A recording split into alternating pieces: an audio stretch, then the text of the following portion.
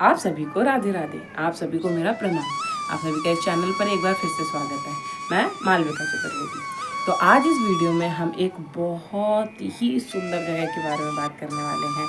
और यह जो जगह है, हमारे जो 4 धाम हैं हमारे जो भारत में हैं, उनमें से एक जगन्नाथपुरी, हमारे जग्गू दादा, हमारे जगन्नाथ जी का धाम, जहाँ वह अपनी बहन और अपने बड़े भाई के साथ हैं। और वहाँ पे हमें जाके उनके दर्शन करने का मौका मिला। वह इतने सुंदर, इतने प्यारे हैं कि हम क्या ही कहें। और ऐसा भी कहा जाता है कि यहाँ पे जो हमारे ठाकुर जी हैं वो भोग पाने जाते हैं। और इसका कारण भी सही है, क्योंकि यहाँ जो 56 भोग बनता है, जो महाप्रसादी है यहाँ की, वो सबसे ज़्यादा पाने में आपको समझ में आएगा क्या उसका मतलब, कहा ही नहीं जाता उसके बारे में। तो इस पूरे विषय में हम इस वीडियो में जानकारी प्राप्त करेंगे कि आप जगन्नाथ धाम जो है वहाँ पे कैसे जा सकते हैं। दर्शन के विषय में बात करेंगे, वहाँ पे और क्या क्या है पास में जिसके आप दर्शन कर सकते हैं, इस बारे में भी बात करेंगे। ये उड़ीसा का ब्लॉग है, पहला ब्लॉग है। इसके साथ और भी जगह जो उड़ीसा के आसपास है उसके बारे में भी हम आने वाली वीडियोस में बात करेंगे। तो इस वीडियो में हम आगे बढ़ते हैं और सबसे पहले हमारे प्यारे जग्गू दादा के बारे में बात करते हैं। तो आप इस वीडियो को आशा करते हैं कि आपको इससे कुछ जानकारी प्राप्त हो, जो हमें पता है या कहीं से हम हल्का फुल्का जानता है तो उसको हम आपको बताएंगे। तो चलिए आगे बढ़ते हैं और सब कुछ पता करते हैं। सबसे पहले बात कर लेते हैं कि हम यहाँ पहुँचे कैसे। तो आप पूरी पहुँचने के लिए ट्रेन की सुविधा ले सकते हैं, जो कि बहुत ही आरामदायक रहेगी, क्योंकि जो भी बड़े स्टेशन हैं जहाँ से आपके शहर से पुरी के लिए डायरेक्ट ट्रेन चलने लगी हैं, तो आप वहाँ पे ट्रेन के द्वारा डायरेक्ट जा सकते हैं। और पुरी स्टेशन से लगभग आपका सिर्फ 4 किलोमीटर की दूरी पर मंदिर पड़ता है, तो आप वहाँ पे जा सकते हैं। पुरी ना अगर आपको डायरेक्ट आपके यहाँ हो ट्रेन, तो आप भुवनेश्वर के लिए भी ट्रेन ले सकते हैं। और भुवनेश्वर से ट्रेन भी जाती हैं जगन्नाथपुरी के लिए लोकल, नहीं तो आपको वहाँ से ऑटो मिल जाएंगे। बसेस की सुविधा भी है, जो कि वहाँ से 60 किलोमीटर लगभग आपका भुवनेश्वर से पुरी पड़ता है। तो आप इन सारी सुविधाओं से पुरी स्टेशन जा सकते हैं, पुरी के लिए जा सकते हैं। इसी के अलावा आप बस की सुविधा भी ले सकते हैं। अगर आपके यहाँ से बस की डायरेक्ट बुकिंग होती है तो आप बस से भी जा सकते हैं। बस की अपेक्षा ट्रेन की सुविधा ज़्यादा अच्छी है, इसलिए हम आपको वही रिकमेंड करेंगे।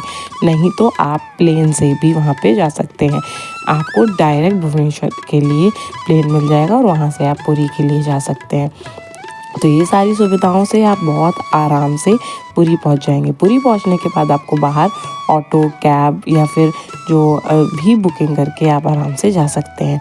यहाँ पे आपको रहने की जो सुविधा की अब बात आती है, तो यहाँ बहुत सारी धर्मशालाएं हैं, बहुत सारे होटल हैं जहाँ पे आप ठहर सकते हैं। तो जो भी धर्मशाला है वहाँ पे आपको थोड़ा सा प्राइस ठीक मिल जाएगा।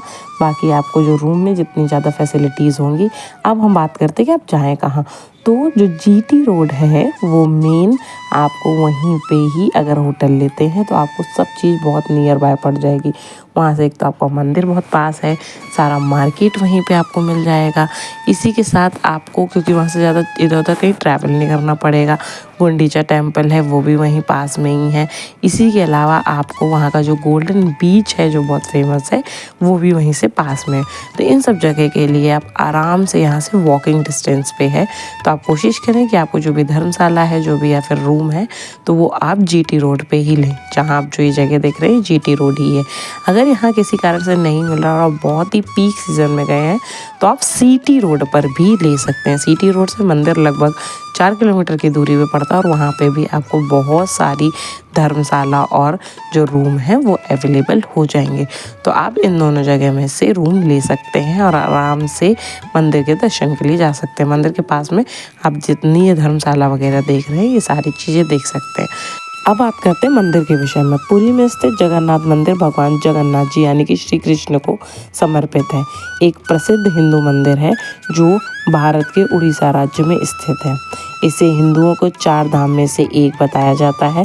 यह मंदिर अपने जो वार्षिक रथ यात्रा होती है उसके लिए प्रसिद्ध है, जिसमें कि जगन्नाथ भगवान, बलभद्र जी और हमारी माता सुभद्रा अपने भव्य रथों में बैठकर निकलती हैं।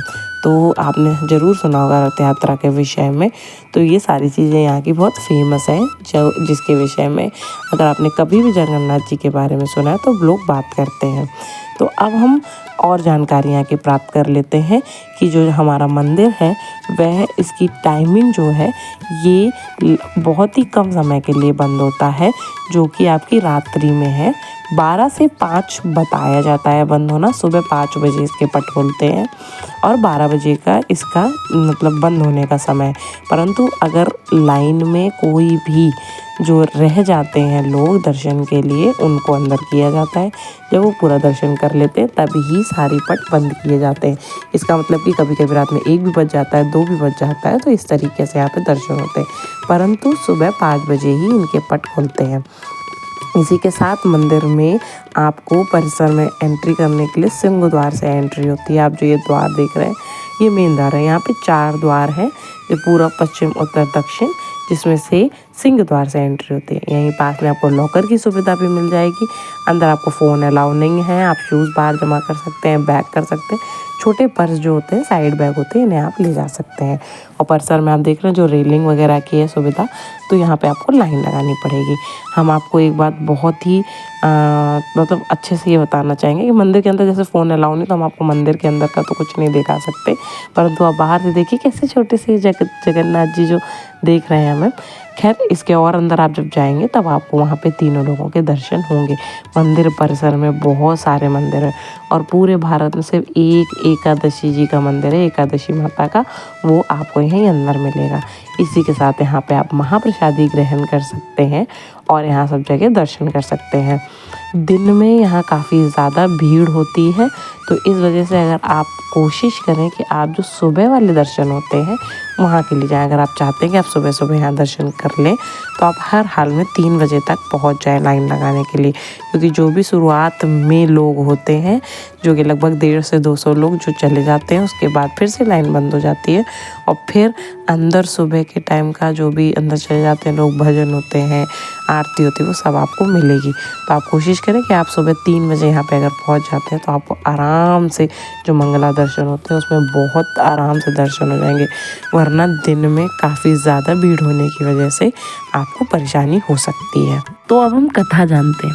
नीलांचल पर्वत पर सवर कबीले के जो मुखिया थे विश्ववासु जी, वो भगवान नील माधव का बहुत बड़ा उपासक थे और उनके मूर्ति को गुफा में छिपा कर रखे थे। वह गुफा में उनकी पूजा करते थे। पर राजा जो इंद्रधुम्न थे, उन्होंने अपने सेवक ब्राह्मण विद्यापति को मूर्ति लाने का कार्य सौंपा। विद्यापति ने मुखिया जो विश्वासु थे उनकी पुत्री से विवाह कर लिया और कुछ दिन बाद अपने ससुर से कहने लगे कि मुझे भी भगवान नीलमणि के दर्शन करने हैं। पहले तो उन्होंने मना किया, परंतु बेटी की जिद के कारण उन्होंने हाँ कर दी और विद्यापति की आंखों में पट्टी बांधकर भगवान नीलमणि के दर्शन के लिए ले गए।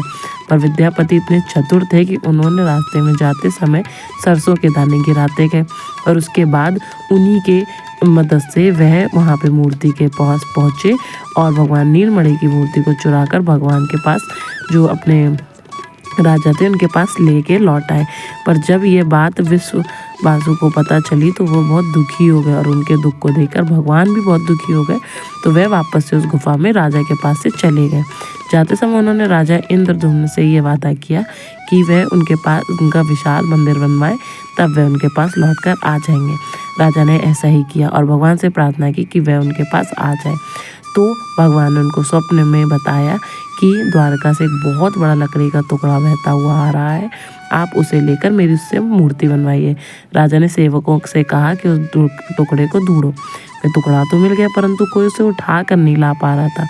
तो जो मुखिया नील माधव के थे ना, जो विश्ववासु, उनसे प्रार्थना की भगवान के कहने पर राजा ने, और वह जाके अकेले ही उसको लाके मंदिर तक पहुंचा दिया। राजा इंद्रधुम्न ने उस लकड़ी के टुकड़े की प्रतिमा बनवाने के लिए कई कुशल कारीगर ढूंढे, पर उन्हें कारीगर कोई नहीं मिला। तब सृजन के देवता भगवान जो विश्वकर्मा है, वे एक बुजुर्ग व्यक्ति के रूप में आए। उन्होंने राजा से भगवान नील माधव की मूर्ति बनाने की इच्छा व्यक्त की और उन्होंने शर्त रखी कि वह 21 दिन तक में मूर्ति को एकांत में बनाएंगे, उन्हें कोई मूर्ति बनाते हुए देखे नहीं। राजा ने उनकी शर्त मान ली।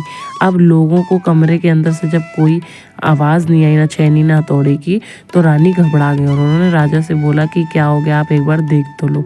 तब राजा ने रानी के बहुत कहने पे वहाँ देख लिया और जैसे ही गेट खोला तो उसी समय पे जो वहाँ पे विश्वकर्मा जी थे वे गायब हो गए। राजा इंद्रभानु को बहुत चिंता हो गई और उन्हें लगा कि अब क्या होगा। तो भगवान जगन्नाथ ने उन्हें स्वप्न दिया और ये बोला कि आप परेशान ना हो, मेरी मूर्ति जिस तरीके की बनी है आप उसी तरीके से उनका पूजन करिए और अब से काठ की मूर्ति में ही प्रकट होकर वे भक्तों को दर्शन देंगे। राजा इंद्रद्युम्न ने ऐसे ही भगवान जगन्नाथ जी की इच्छा मानकर अपूर्ण मूर्तियों को ही मंदिर में स्थापित कर दिया।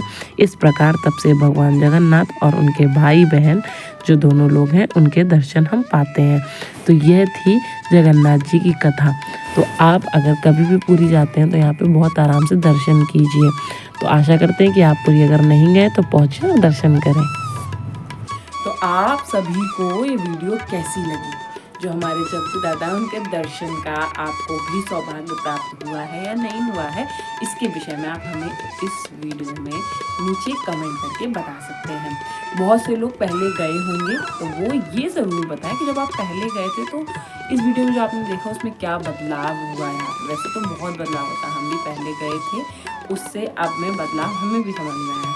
तो आप इस बारे में हमें बता सकते हैं। अगर आपको नहीं पता है कि कैसे कमेंट करते तो अपने बच्चों से पूछिए, क्योंकि बहुत सारे ऐसे लोग हैं जो बुजुर्ग हैं जिनको ये देखना अच्छा लगता है, परंतु उनको ये नहीं पता कि यहाँ कमेंट कैसे करते हैं, इसको लाइक कैसे करते हैं। तो आप अपने घर में लोगों से इस बारे में जानकारी प्राप्त कर सकते हैं। तब तक आप इसको लाइक करें, सब्सक्राइब करें चैनल को, जिससे कि आपको पता चले कि कोई नई वीडियो है। और आशा करते हैं कि आपको इस वीडियो से कुछ तो पता चला होगा। तब तक सभी को जय जगन्नाथ, हर हर महादेव, राधे राधे।